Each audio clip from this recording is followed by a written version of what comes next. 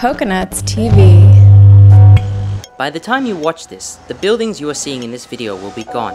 They will have been gutted, torn out and destroyed. The homes people had and the lives they lived in these structures will be history. They will be nothing but a memory. And this is happening not because the homes are dangerous or because they pose a risk, but because of corporate greed. Because these old homes can be replaced with something more lucrative, something which will attract rich investors, and which will have less square footage but more buyers. This particular area is To Kwa Wan, a bay on the eastern shore of Kowloon Peninsula, which still has a touch of the old Hong Kong. But this won't last long, because the area has been targeted for massive redevelopment by the Urban Renewal Authority. Many blocks are gone already. We went there to see the extent of the so-called urban renewal.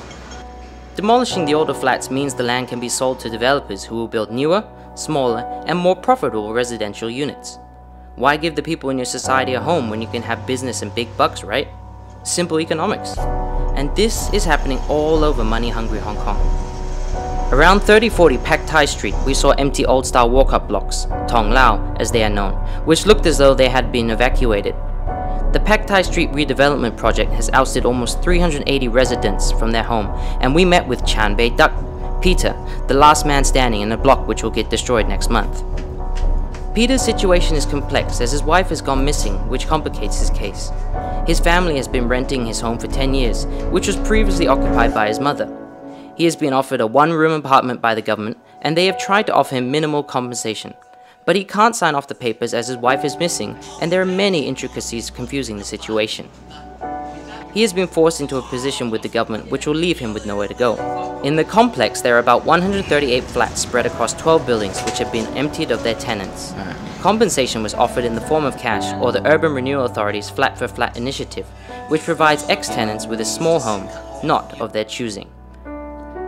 Needless to say, the residents were not all happy with the proceedings, and some left faster than others, leaving behind residuum and fragments of lives that once were. There is even a small population of cats which have been abandoned by their previous owners. But, c'est la vie. Gentrification and destructification are just a phenomenon of modern societies like Hong Kong, where equity is off-kilter.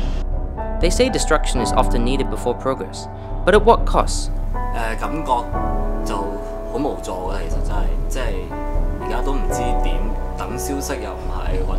This is not just about economic discrepancy, this is not about the rich and the poor, this is about a whole system that is out of balance. As with the old buildings, it seems the global economy is in a state of devastation.